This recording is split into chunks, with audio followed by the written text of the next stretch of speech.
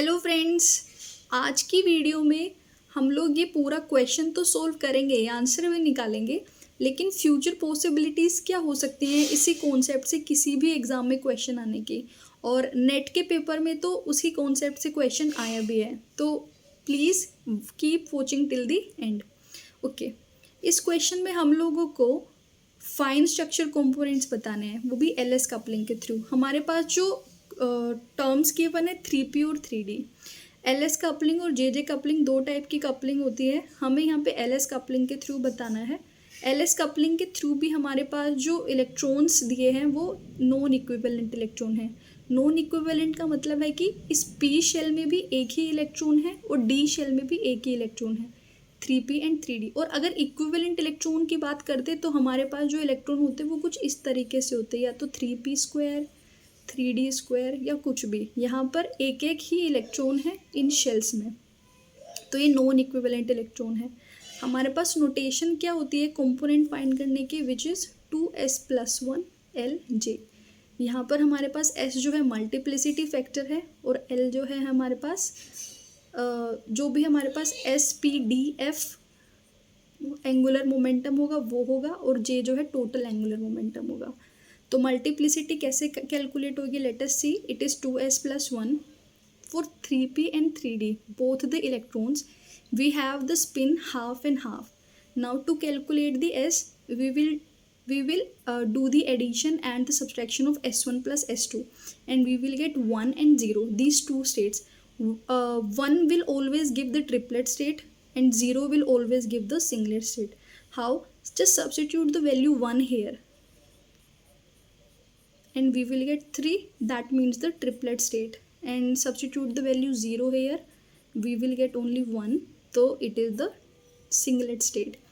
In the same manner we can calculate the L1 for P will be 1 and for D it will be 2, and to calculate the capital L we will just do the addition and subtraction of L1 and L2. We will get 2 + 1 is 3 and 2 - 1 is 1, और उसके बीच की terms भी 3 और 1 के बीच की term होगी 2।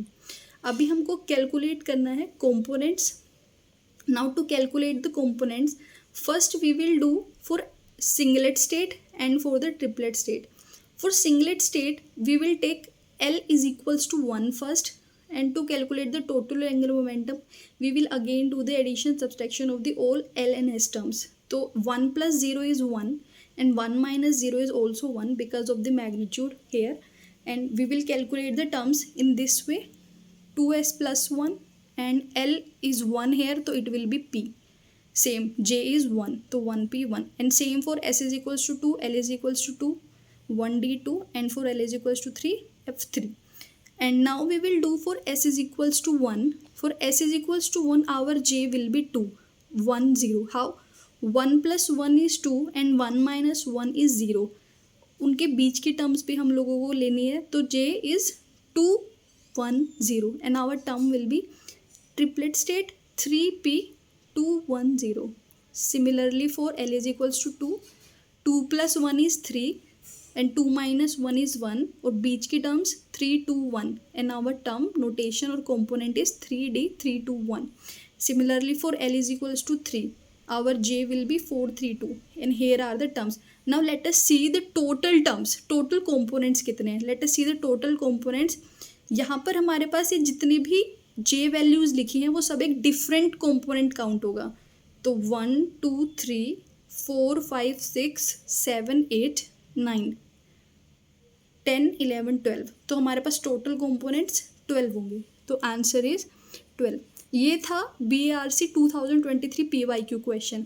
अभी future possibilities हो सकती हैं कि हमको इन टर्म्स के बीच में ही या इन टर्म्स के थ्रू ही हमको पूछे कि एनर्जीज़ का लेवल कैसा होगा। दीज कंपोनेंट्स और these spectral terms shows the energy levels.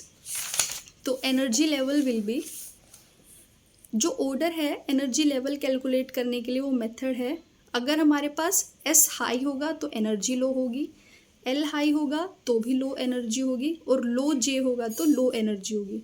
सिर्फ इसके लिए, नॉन इक्विवेलेंट टर्म के लिए। Now for S is equals to 0 we have these 3 terms 1P 1 1D 2 1F3। अभी we will apply these 3 equations or the appropriate method. First we will check the s. s सब में same है 1 1 1, s सबका same है. Now will check the l, जिसका सबसे ज़्यादा l होगा उसकी लो एनर्जी होगी. सबसे ज़्यादा l है f का, तो इसकी एनर्जी सबसे कम होगी. फिर we will check the low j. तो यहाँ पर लो तो सबसे j p की ही स्टेट का है, लेकिन यहाँ पर l जो है वो स्मॉल है, तो इसकी एनर्जी फिर भी हायर होगी. 1f3 विल बी स्मॉलर, और फिर 1d2 increase and 1p1 is the highest energy shell. For s is equals to 1 we have these 9 terms. अभी we will check again the s, l and j. यहाँ पे हमारे पास देखिए सबसे ज़्यादा जो s है सबका सेम है, और l सबसे ज़्यादा किसका है, f का. तो ऑब्वियसली हम लोग अभी f जो है उसकी एनर्जी सबसे कम होगी, उसको ऑर्डर में सबसे नीचे रखेंगे लेसर एनर्जी के लिए. अभी j देखना है किसका सबसे कम है, क्योंकि उसकी ही एनर्जी सबसे कम होगी. तो 2 सबसे कम एनर्जी, 3f2 3f3 3f4, उसके बाद d component d1 d2 d3 and फिर p कॉम्पोनेंट 0 1 2.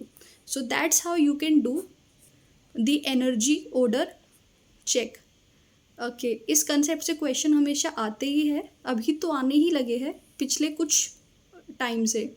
तो if you have any query regarding this question, तो you can ask me in the comments. And thank you so much.